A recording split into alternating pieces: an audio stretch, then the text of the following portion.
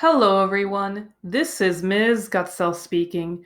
In this video, we are going to examine format feature number 9, Image, for the Google Docs series. With that being said, let's begin. To format an image, it must be selected. To select an image, all I have to do is click on it. I can now click on Format and hover over Image in order to adjust it based on the available options. The first option is to crop the image. When I click on Crop Image, my image becomes outlined in these black lines. I can now select one of the black lines in order to remove sections of the image. To maintain what I have cropped, all I have to do is click outside of the image. Now my image has been cropped. If I need to continue formatting it, all I have to do is select it once more. Now I can format the image more thoroughly through the choice of image options. When I click on image options, the following menu appears.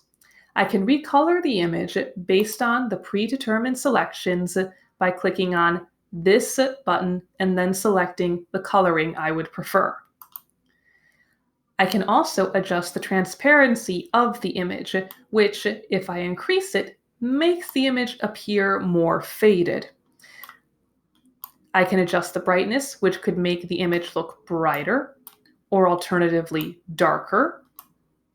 I can also adjust the contrast, which will highlight certain details or diminish them depending upon how I move the slider.